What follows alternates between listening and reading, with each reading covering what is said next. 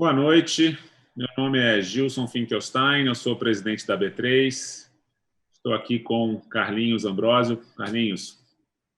Boa noite todo mundo. Carlos Ambrósio, sou presidente da Ambima.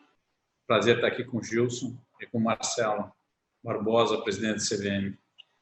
A gente está começando aqui o nosso segundo painel do Congresso Ambima B3 de Mercado de Capitais. A gente acabou de encerrar um rico debate sobre a agenda de iniciativas que a Ambima e B3 desenharam para o desenvolvimento do mercado de capitais. Conforme a gente falou, é uma agenda viva, né? Publicamos a nossa primeira versão dela em 2018.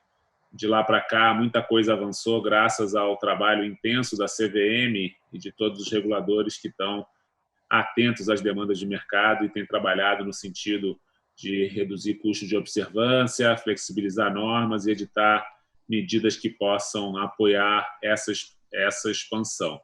Então, acho que esse é o objetivo desse painel, abrir espaço para que o Marcelo Barbosa, presidente da CVM, nos conte de que forma o regulador tem trabalhado nesse sentido e como é que ele vê a agenda aqui dos próximos anos. Carlinhos.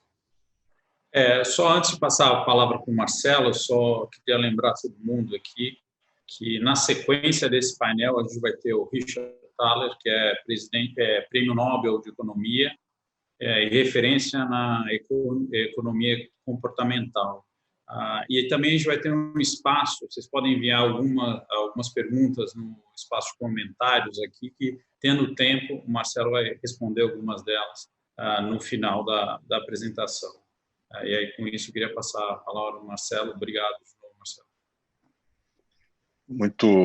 Muito obrigado. Eu agradeço aqui a B3 e a Ambima, nas pessoas do Gilson e do Carlinhos, a quem eu já começo saudando pela excelente iniciativa de manter esse esforço de desenvolver uma agenda para o mercado, porque essa agenda ela conversa muito com uma parte importante do nosso trabalho e ela nos traz o resultado de estudos, de diálogos, enfim, de interações entre os vários participantes do mercado para que nós possamos ter presentes, né, essas reflexões nos nossos próprios estudos, a nossa agenda, que ela naturalmente ela tem que ser mais ampla e considerar também outros aspectos típicos de todo formulador de políticas públicas. Então, novamente, parabéns pela iniciativa. É um grande serviço que é prestado, vocês podem ter certeza disso. E eu estou fazendo essa menção também, e eu queria aproveitar, porque isso se conecta um pouco com os pontos que eu resolvi preparar aqui para dividir com vocês e depois, conforme for aí o tempo, a gente poder conversar um pouquinho também na fase de perguntas e respostas. Então, eu queria falar sobre 3 temas principais. O primeiro deles, a questão de como foi o tratamento dado por nós, pela CVM, a todos os impactos trazidos, né, pelo Covid-19. Acho que vale a pena a gente fazer trazer um pouco de visão retrospectiva. Depois eu queria tratar de um ponto muito importante da nossa atuação recente, que tem sido os esforços de aprimoramento dos mecanismos de tutela privada de direitos de acionistas. E, por fim, já que estamos falando de agenda, falar um pouco para vocês aqui sobre a nossa agenda regulatória, como anda na medida daquilo que eu posso falar aqui, né? Porque só para já que a gente trabalha com regulação de informação, eu preciso ser transparente aqui com vocês. Obviamente, alguns aspectos da nossa agenda, algumas decisões ainda estão por ser tomadas e vão ser apresentadas em breve, e aqui eu me permito fazer uma pequena antecipação do nosso próprio evento que vai acontecer daqui a 2 semanas, quando a agenda que vai ser aprovada pelo colegiado será apresentada na sua integridade. Então, acho que vale a pena falar um pouquinho aqui de início sobre as nossas preocupações com os desafios que surgiram com essa crise, essa tragédia trazida pelo Covid-19. E aí a atuação da CVM, a atuação dos principais reguladores de mercado de todo o mundo, elas procuraram seguir alguns princípios, todos eles alinhados em discussões na IOSCO, segundo orientação até do próprio Conselho da IOSCO, que congrega os reguladores de mercado e do qual a CVM faz parte. Em primeiro lugar, um foco na garantia da resiliência operacional e financeira das infraestruturas de mercado.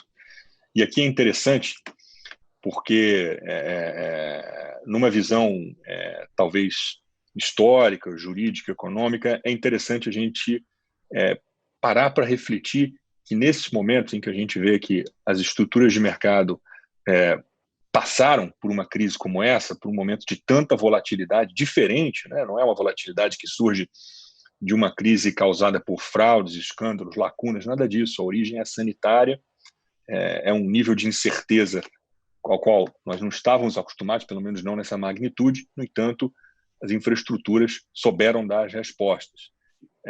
E isso aí nos permite uma primeira reflexão, que é a seguinte. Quando se cria as regras que demandam que haja estruturas robustas, a primeira reação que existe, ou uma das primeiras, é com relação ao ônus que isso impõe aos responsáveis por aquelas estruturas, ao custo daquilo. E é somente em situações tão dramáticas como essa que nós vemos a importância de ter essas infraestruturas tão robustas e com respostas para situações como essas. Então, esse foi um ponto aqui de monitoramento constante dos reguladores. Em segundo lugar, a capacidade operacional dos próprios participantes de mercado, que também, desses participantes, de vários tipos, são exigidas algumas providências que, mais uma vez, se mostraram bastante razoáveis. Fora isso, a necessidade fundamental de manutenção de um fluxo contínuo de informações para o mercado e de flexibilidade por parte dos reguladores para garantir que os mercados globais pudessem continuar funcionando de forma adequada, e aqui no Brasil também. Aproveitando que eu falei sobre flexibilização, eu posso desfiar aqui para vocês uma série de exemplos que foram adotados, e vou falar sobre isso aqui quando eu descrevo as nossas preocupações imediatas, né? Bom, obviamente que dentre essas preocupações, no topo, o bem-estar de todos os colaboradores, de todas as colaboradoras da CVM. Foi fundamental a gente contar com um plano bem executado, bem concebido, para que todas as pessoas que trabalham na CVM pudessem, na medida do possível, né, imposto dessa situação imposta por uma crise aí sem precedentes, para que a gente pudesse migrar para um regime de trabalho remoto com segurança. Então, isso foi possível graças aos esforços de áreas até da CVM, com as quais o mercado nem tem tanto costume de interagir. Mas foi um trabalho, eu diria, extraordinário, pelo qual quero registrar aqui e felicitar os responsáveis de áreas chamadas áreas meio da CVM, que fizeram realmente um belíssimo trabalho aqui, que se provou bem feito. Então, além disso, como eu falei, o trabalho de flexibilização e prorrogação de prazos regulamentares. A CVM editou 5 deliberações só para tratar disso. É óbvio que nas condições tão desafiadoras era esperado que os diversos participantes do mercado, que estão sujeitos a tantas regras, a tantas obrigações de natureza regulatória, estivessem preocupados diante de uma possível incerteza quanto à própria capacidade de atender essas exigências e até, em alguns casos, a razoabilidade dessas exigências diante do cenário que nós tínhamos. Além disso, foram editadas diversas orientações aos participantes de mercado, sob a forma de ofícios circulares, muitas vezes até para ressaltar obrigações que não surgiram por conta da crise do coronavírus, mas já estavam presentes de forma mais ampla nas nossas regras. Suspendemos uma série de prazos de processos sancionadores, editamos uma deliberação importante para promover alguma flexibilização na seara aí do enfrentamento da falta de liquidez, embora não seja algo que nos caiba, mas nós atuamos, vou falar um pouco mais à frente sobre isso, uma flexibilização relacionada a algumas regras lá da Instrução 476. Aproveitamos, como se diz, é comum quando se fala aí na literatura sobre regulação, que uma crise ela é muito pior quando não se aproveita as lições que ela traz e quando não se usa a oportunidade para tomar algumas decisões que, fora de crise, você não teria momento para isso. Uma delas, que resultou também de um esforço grande nosso, do Poder Executivo e depois do próprio Congresso, que foi permitida com a alteração da lei das SA, de forma a contemplar no seu regime a realização de assembleias realizadas por meio exclusivamente digital ou parcialmente digital. Nós editamos essa regra, ela foi objeto de uma... Depois que houve a alteração por meio de medida provisória, nós editamos a Instrução 622 para permitir a Assembleia de Companhias. Fizemos uma audiência pública, talvez a mais rápida que nós já fizemos, dando uma semana para o mercado comentar, o prazo que foi muito curto, a gente reconhece, mas evidentemente bem entendido, né, pelo próprio mercado. E logo na sequência, a 625, que foi a instrução que cuidou de assembleias para fundos, por exemplo, e também contou com uma audiência pública bastante curta. Em ambos os casos, até agora, nós não vimos problemas, não foi reportado problema na realização dessas assembleias que fosse simplesmente decorrente do meio digital, seja total ou parcial. Ou seja, não fez diferença na implantação desse novo regime, e acho que é um legado importante que fica. E, por fim, também, nós vimos desde maio realizando sessões de julgamento por meio de videoconferência. A CVM, então, acho que se adaptou rapidamente a essa nova realidade. Parte do que foi implantado para permitir a continuidade do trabalho ficará, sem dúvida nenhuma, e parte depois vai ser revista, né, na medida do que seja adequado. Bom, claro, ficam algumas preocupações que nós temos tido bastante atenção com elas.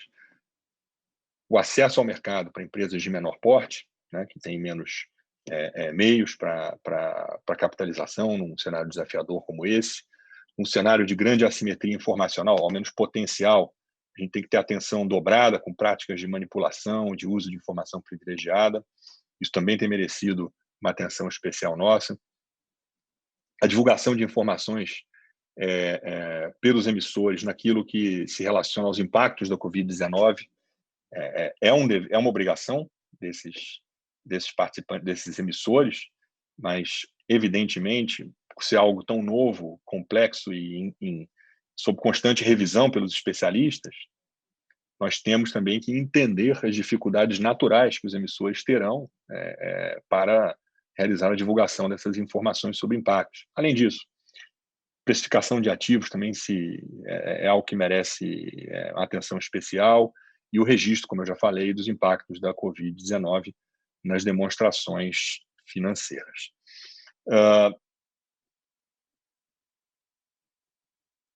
Eu vou andar um pouco aqui para frente para falar para vocês sobre o que nós tratamos aqui de orientações. Eu mencionei algumas orientações que foram editadas. Acho que vale a pena destacar aqui algumas sobre, por exemplo, a realização de ofertas públicas. Nós demos alguma flexibilização, por exemplo, passamos a atender automaticamente solicitação de modificação de oferta. Passamos a prorrogar prazo de distribuição por mais 90 dias, como permite lá a Instrução 400, e também passamos a prorrogar o prazo de interrupção de análise de ofertas. Tudo isso para não comprometer ofertas, lembrando, né, que em janeiro tudo anunciava um ano dos mais movimentados no mercado de capitais, não que não esteja sendo, mas o ano começou com uma perspectiva extraordinária. Logo depois, lá para março, abril, grande dúvida sobre para onde estávamos indo em termos de volume, né, de ofertas, por exemplo. E agora a gente tem visto números que são que remetem lá para 2007. Né? Em alguns casos, quando a gente está falando de follow-on, então é ainda mais impressionante. Mas, seja como for, todas essas medidas que nós tomamos aqui para facilitar, eu acho que elas surtiram o efeito esperado, na medida em que deram alguma flexibilidade para os responsáveis por essas ofertas, emissores, intermediários, trabalharem com algum espaço razoável dentro daquilo que faz sentido na nossa regulação. Também com relação a fundos, tivemos que atuar com alguma flexibilidade, por exemplo, tratando aqui e orientando o mercado com relação a situações de desenquadramento de carteira, troca de informação e de documento entre os prestadores de serviço, como tratar a questão de provisionamento de direitos creditórios nos FDICs, enfim, isso nos exigiu um esforço concentrado para orientar o mercado de forma a evitar ainda mais a propagação de ainda mais incertezas e assimetrias. Como eu falei um pouquinho aqui de assembleias digitais, desde a Instrução 622, né?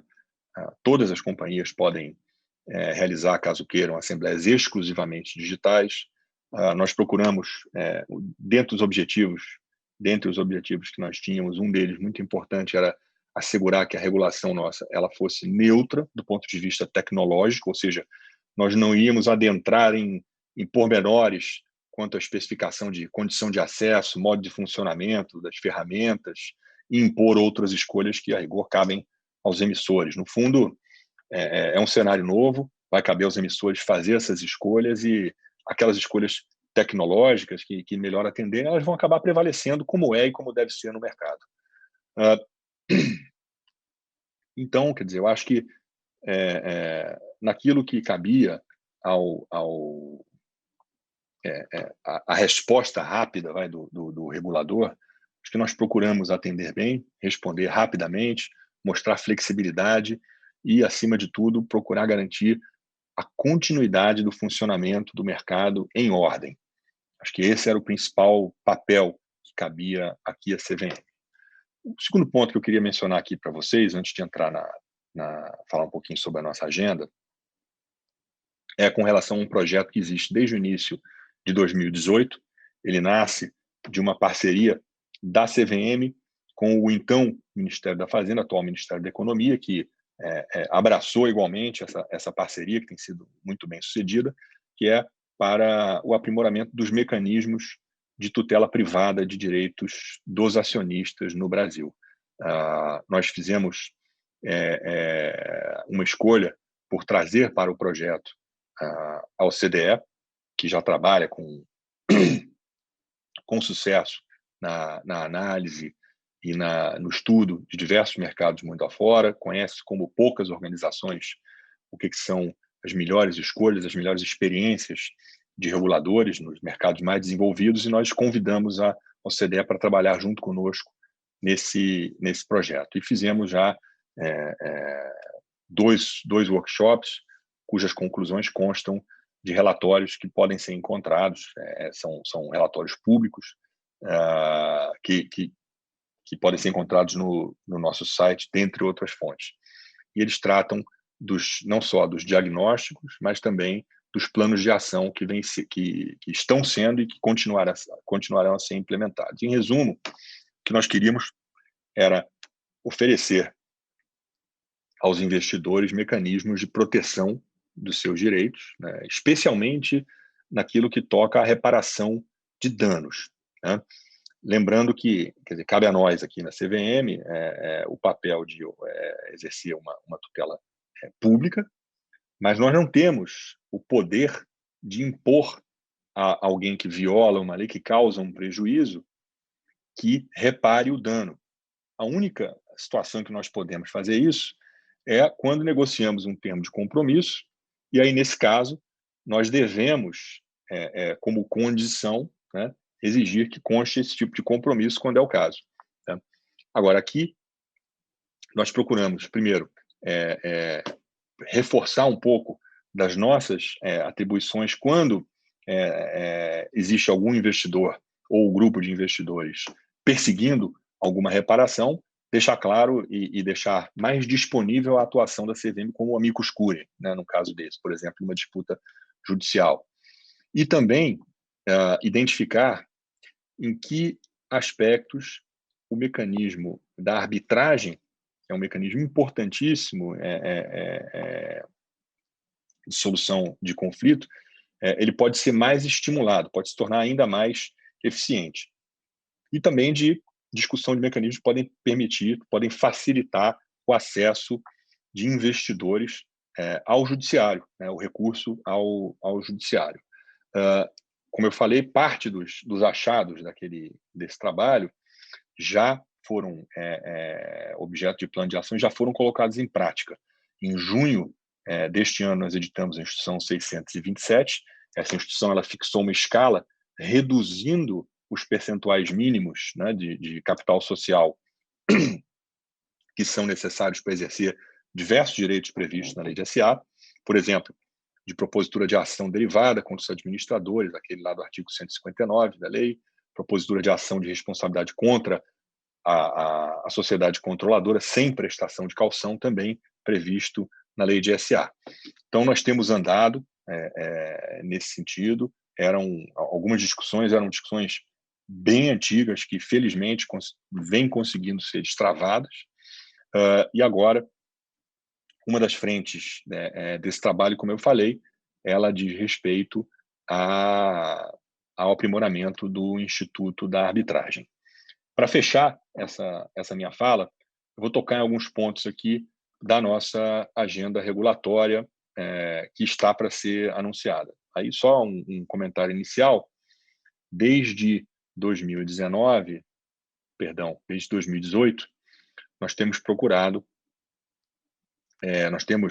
divulgado ao final do ano a agenda regulatória para o ano que se inicia, para fazer uma espécie de alinhamento e também de nivelamento de expectativas do mercado, inclusive para preparar aqueles que, como Anbima e B3, têm um envolvimento tão importante e contribuem tanto para a construção dessa agenda, na prática, né, item por item, na hora que nós estamos discutindo os temas e preparando aqui cada um dos trabalhos, para que todos possam se antecipar e começar os seus estudos sobre os temas que vão constar da nossa agenda regulatória. Então, um item, eu vou falar aqui basicamente de itens que já constavam da agenda aprovada no final do ano passado, que estão em execução aqui, mas para atualizar a todos todos vocês. Em primeiro lugar,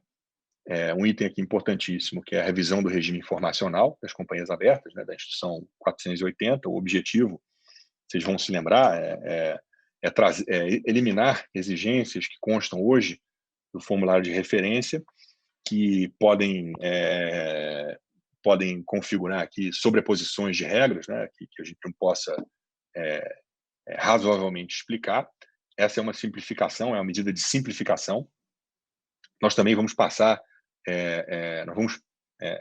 a exigir, né, de acordo com o que vier a ser aprovado, lembrando que isso não vai passar para a audiência pública, nós vamos refletir sobre os resultados da audiência, sobre as contribuições da audiência pública, e depois, sim, editar a norma. Mas estamos justamente nessa fase nós estamos para, em breve,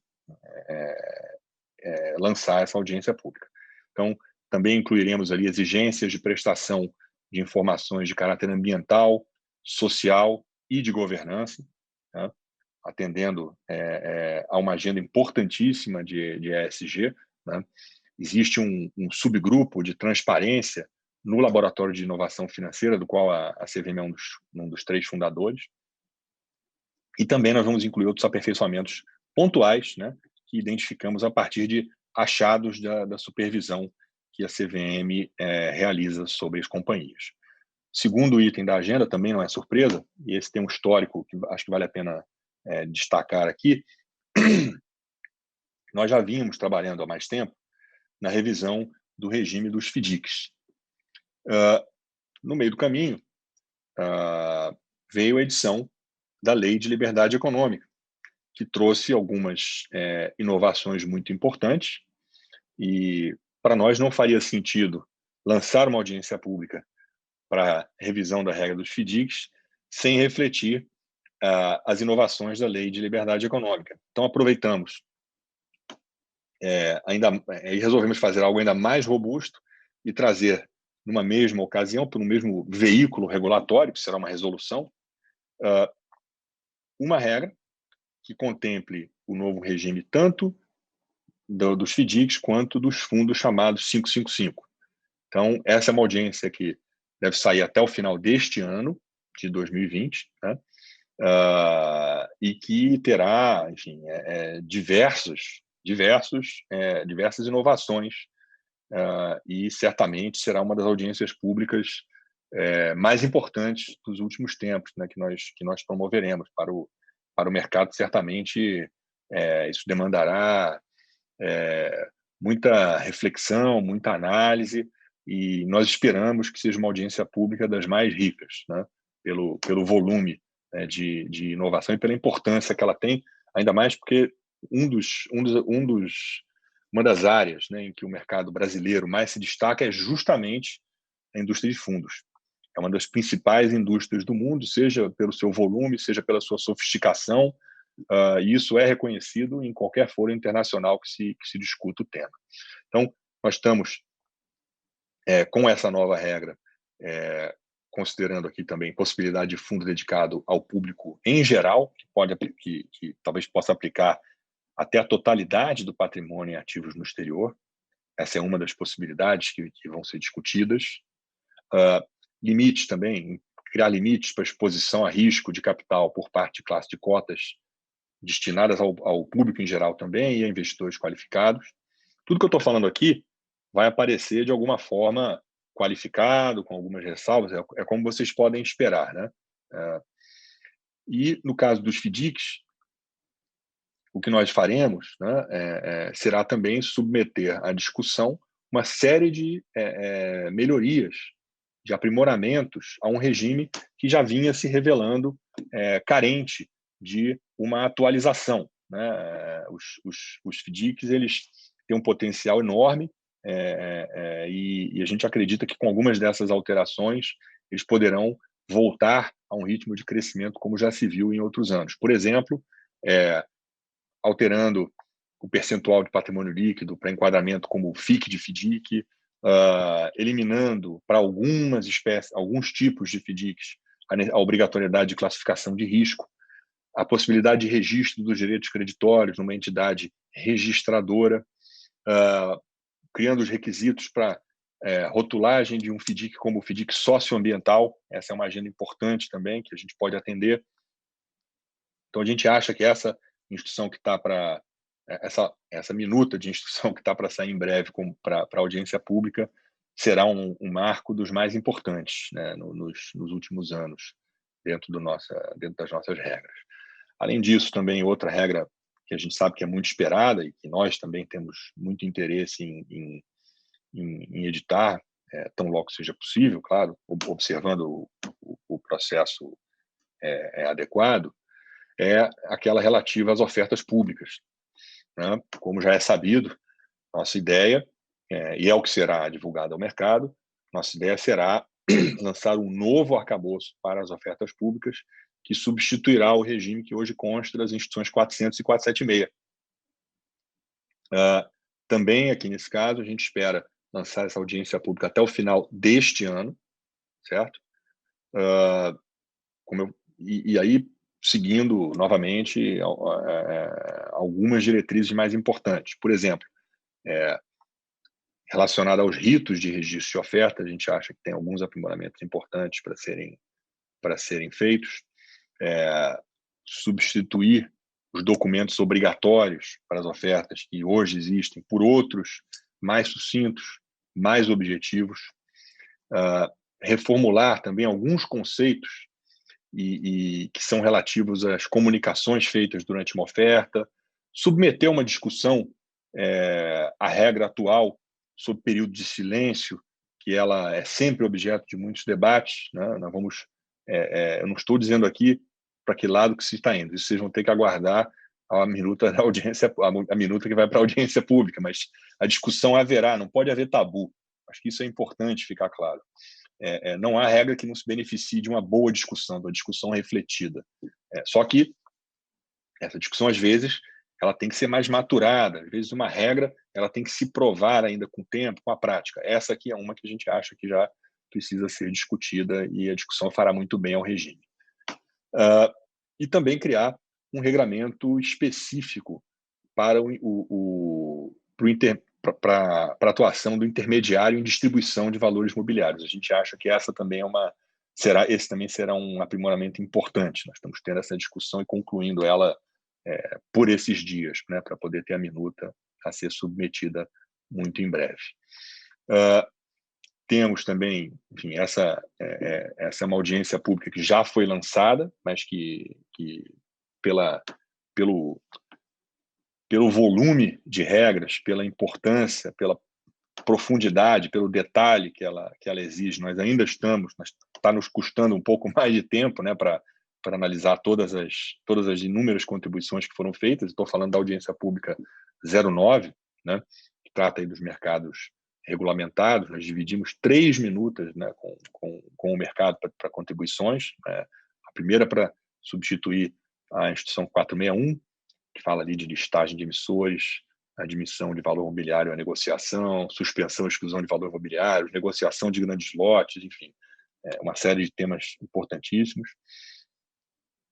A segunda minuta trata do modelo de autorregulação e a terceira trata de alterações na Instituição 505, trata de temas como best execution, alteração de obrigação de disclosure, enfim, alguns temas que também merecem um aprofundamento em debate. E, por último, até vou concluir aqui, ligar com um tema que é de hoje mesmo, que é uma audiência pública prevista para o ano de 2021 sobre o regime aplicável aos agentes autônomos de investimentos. Esse foi um tema objeto de uma audiência conceitual. Nós queríamos realmente colher insumos sobre as ideias, né, que seriam importantes para tratar dessa figura, né, do agente autônomo, que é uma figura importantíssima e que tem ganho muito campo aqui no Brasil e presta um serviço importante, né, ainda mais a gente pensando no crescimento do varejo. Então, hoje foi publicado um estudo, né, da nossa assessoria econômica, onde existem alguns achados da assessoria, algumas recomendações, as quais serão, evidentemente, avaliadas pelo colegiado antes da divulgação de uma minuta de norma.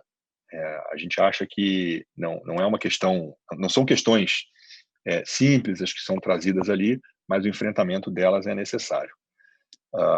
Não vou falar muito mais sobre isso. Acho que tem questões tem itens ainda da nossa agenda que precisam ser aprovados, que eu estou, evidentemente, omitindo aqui, mas acho que o que eu queria demonstrar aqui nessa parte final da minha fala é que nós temos uma agenda relevantíssima relacionada ao desenvolvimento do mercado, para que ela possa ser concluída de uma forma, da melhor forma possível. Isso exige muita reflexão, exige cuidado na redação, isso toma tempo e exige também um envolvimento do mercado, dando suas contribuições, participando de debates, entendendo a regra, para que nós depois possamos também nos beneficiar disso ao fazermos as nossas escolhas como reguladores na decisão do texto final. Eu queria, basicamente, dividir esses pontos, agradecer novamente ao convite, prazer falar aqui novamente nesse evento, como fizemos, acho que desde o início. Eu não me lembro se a primeira edição desse evento conjunto é do ano passado ou retrasado, mas eu sempre fico feliz de poder participar e conversar aqui com vocês. Então, novamente, Carlinhos, Gilson, muito obrigado e vai ser uma satisfação conversar com vocês mais um pouco agora. Obrigado a você, Marcelo. Obrigado aí. Foi 2018 que a gente fez o evento anterior. Parece que foi ontem, né? Incrível. Bom, obrigado aí por compartilhar esse balanço aí desse momento que não foi um momento, não foi e não está sendo um momento tão fácil para todos nós, e pela agenda que a gente tem pela frente, que tem bastante coisa. Eu vou aqui já direto numa pergunta que apareceu do pessoal da audiência, que é a pergunta de qual seria o balanço da CVM da realização de assembleias virtuais e se ainda existiriam novas mudanças por vir nas assembleias virtuais. Ótima pergunta. Bom, o primeiro resultado, assim, felizmente, nós não constatamos na supervisão problemas que sejam decorrentes do fato de as assembleias serem virtuais. Veja, a migração para o uso desse meio, seja as totalmente virtuais, seja as parcialmente virtuais, elas não trouxeram problemas técnicos, vamos dizer, dessa escolha. Então, isso para nós já foi muito bom. O que nos levou, inclusive, a achar que nós podemos seguir com os futuros aprimoramentos, né, alguns aprimoramentos futuros na Instituição 481, né, que trata das assembleias, sem ter maiores preocupações exclusivamente com relação ao meio. Então, acho que é importante, por outro lado, garantir que que o público em geral entenda que todos os anos a temporada de assembleia traz aprendizados. Então, nós sempre temos uma oportunidade de conversar sobre o que surgiu de novo, o que são algumas questões que são reincidentes, que nós devemos aprimorar. Não existiu, pelo menos nessa temporada, nada especificamente ligado ao aspecto virtual que nos chamasse a atenção. Marcelo, eu tenho também, pegando no celular aqui, perguntas do público. Queria que você pudesse falar um pouco sobre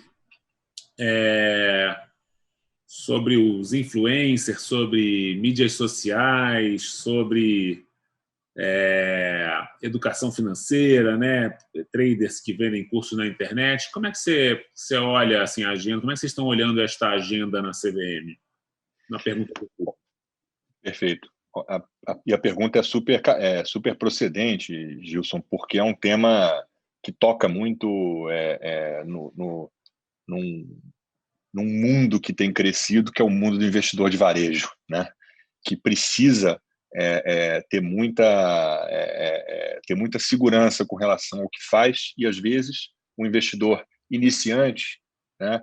Aquela pessoa que quer experimentar, né? o ser investidor no mercado de capitais e não tem ainda mais formação, mais experiência, ela pode ser mais suscetível e ouvir, às vezes, de maneira até ampliada, o que uma pessoa está falando, algumas vezes com base, ou outras vezes de forma despreocupada, e outras vezes até de forma maliciosa, né, que são coisas diferentes, né, usando toda a força, né, dessa caixa de ressonância, né, que são as mídias sociais.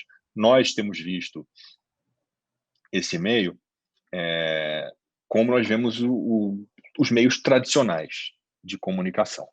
Né? Apenas é algo que tem muito mais potencial. Nós vemos, quando nós identificamos alguém que se manifesta, e as manifestações acabam, seja pela regularidade, por um aspecto quase profissional, né? Quando aquilo se assemelha a uma atividade regulada, nós procuramos chamar, né, pedir esclarecimentos a quem está desenvolvendo essa atividade para que a pessoa se explique e para que nós demos a esse caso o tratamento que seja necessário.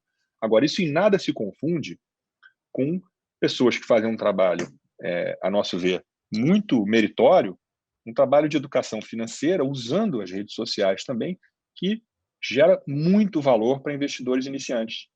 São pessoas que conhecem conceitos de investimento, poupança, risco e tantos outros que são importantes e que podem exercer essas atividades sem necessariamente ter alguma autorização prévia. São pessoas que podem realizar uma atividade educacional pura e simples e que é positiva para o mercado. Então, nós olhamos como olhamos fora da internet também. Perfeito. Obrigado, Marcelo. Aproveitando que a gente ainda tem um pouco mais de tempo aqui, Marcelo, tem mais uma que chegou aqui mais de uma vez, que seria perguntando sobre uma possível segunda onda do Covid, né? Em isso acontecendo, uma segunda onda, se a CVM estaria pronta para agir de imediato, se isso acontecesse, fosse necessário. Assim, só ouvir um pouco da sua opinião. Acho que sim. Na verdade, mais do que estávamos na primeira onda, né? Porque várias dúvidas que nós tivemos, né, que nós tínhamos, né, eram relacionadas a questões muito práticas, né, eu diria, de funcionamento da tecnologia disponível, de capacidade do trabalho remoto. Então, até as regras, né, de suspensões de prazos, etc. Tudo que nós fizemos foi um laboratório, óbvio, não programado, mas foi um enorme laboratório e nós acho que estaremos mais prontos do que da primeira vez. Eu espero que, enfim, como qualquer pessoa, né, que se vier de fato uma segunda onda, que os aprendizados nos beneficiem a todos, não só no mercado de capitais. E se tiver que haver uma segunda quarentena, bom, enfim, aí não é uma decisão. Não, isso está muito além da nossa regulação. A CVM pode fazer muita coisa, mas isso não. Obrigado, Marcelo. Marcelo, parece que foi ontem, mas você já tem aí 3 anos e meio do seu mandato, né? Então, o tempo voa, né? Quer dizer, você tem mandato até julho de 2022. Esse ano foi muito atípico, como você falou. E eu queria te perguntar, assim, fazendo uma retrospectiva do que você destacaria como as entregas já feitas e o que você ainda quer entregar. Acho que você teve aqui, você dividiu com a gente, enfim, um pouco do que está na agenda ainda deste ano, né? E isso tem sido típico da CVM, publicar aí algumas audiências públicas para demonstrar que será feito o trabalho, né? Tentando dar uma previsibilidade de agenda, que eu acho que é muito bacana para o mercado já, de alguma forma, se preparar, né? Então, você falou da 480, da 555, 400 com 476, a continuação da 09. Fala um pouco como é que você vê assim, as entregas até agora e o que você ainda acha que, dentro desse mandato, ainda consegue entregar. Eu continuo recebendo perguntas aqui, mas vamos aproveitando o tempo que a gente ainda tem. Vamos lá. Gilson, parece que foi ontem mesmo, e você me recebeu no primeiro evento que eu tive, primeiro evento público, você vai se lembrar, lá ainda em Campos do Jordão. Eu não tinha nem formalmente tomado posse e estava aguardando, saiu o decreto de nomeação e para eu me dirigir lá para o Congresso da B3. E, enfim, e agora, quer dizer, quando a gente vê que se parece que foi ontem, há 3 anos e quase 3 anos e meio, quando a gente olha que um pouquinho mais de 1 ano e meio, realmente é bastante tempo, mas também não é tanto assim. Então, eu acho que, olhando um pouco para frente antes, né, essas normas todas, se a gente pensar modernização das regras de fundos, modernização das regras de ofertas, modernização das regras da 480, a 461, 555, né, e 505, perdão, se nós levarmos, e eu tenho confiança que faremos isso, mas concluirmos todas essas audiências e editarmos essas regras nesse prazo, eu acho que terá sido uma conquista enorme do ponto de vista de desenvolvimento de mercado. Fizemos até outro dia na CVM um exercício pensando que outros grandes pontos existem para se tratar no curto prazo. E não tem muita coisa desse porte, se nós formos pensar bem, daquilo que cabe exclusivamente a nós. Mas certamente que já será um legado importante. Se nós conseguirmos concluir todas essas regras, por exemplo, com edição ano que vem, eu acho que será muito importante. De lá para cá, eu acho que hoje é mais fácil para o mercado entender um pouco por que nós começamos com aquele projeto de redução de custos, de observância, lá no início, porque demorou para nós recebermos, para nós estruturarmos o projeto, chamarmos o mercado para contribuir, para o mercado estudar e nos oferecer as contribuições.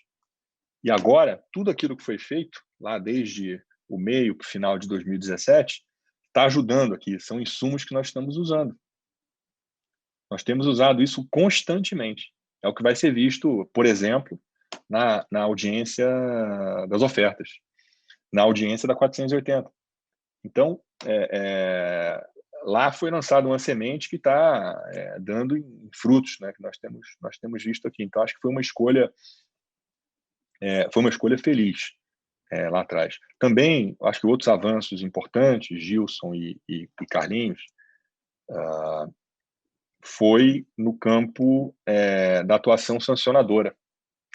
Quem olha para os nossos resultados nesses últimos anos, o quanto a tempo de tramitação dos processos, a forma com que nós temos procurado, entre um trabalho dentro do próprio colegiado, de tratar da fundamentação das decisões, estabelecimento de regras de dosimetria, também a dosimetria tem que ficar mais clara. Eu acho que, pelos julgados mais recentes, nós temos procurado dar para o mercado mais previsibilidade quanto à reação da CVM nessa esfera. E acho que até o próprio relatório de atividade sancionadora, que começou a ser feito também lá no final de 2017, ele oferece para o mercado também uma ideia melhor de tudo que a gente tem feito nesse sentido. Então, acho que isso também foi um avanço importante. E também a ampliação, que eu acho que foi muito relevante, da atuação da CVM pelo meio digital. Os nossos processos, eu acho que o caráter digital deles, acho que sempre se destacou, né? Nós temos procurado usar mais e mais esse meio. Acho que a pandemia acabou nos forçando a levar isso até para um nível ainda maior, e isso tem permitido uma atuação ainda mais ágil. Acho que, em resumo é isso, mas ainda tem mais para fazer. Legal, ótimo. Obrigado, Marcelo. Bom, pelo tempo aqui, eu queria agradecer ao Marcelo aí pela presença e pela disponibilidade de novo estar com a gente nesse segundo, 2018 e agora de novo 2020. E também eu queria agradecer a presença de todo mundo aí que está com a gente na audiência, e me passaram aqui o dever de casa de passar 2 recados. O primeiro é para vocês, por favor, responderem a pesquisa que aparece aqui nos comentários, e depois lembrar todo mundo que às 8h30, logo na sequência aqui, a gente vai ter a apresentação do Richard Thaler, e também convidar todo mundo a participar, não apenas hoje, mas de hoje até sexta-feira, em todos os eventos. Vai ter bastante conteúdo e outros debates muito interessantes. Obrigado aí todo mundo. Boa noite. Obrigado, Gilson. Obrigado, Marcelo. Boa noite. Obrigado, excelente painel. Obrigado, Carlinhos. Obrigado, Marcelo. Um abraço a todos. Muito obrigado ao convite. Contem comigo para discussões como essa. Abraço.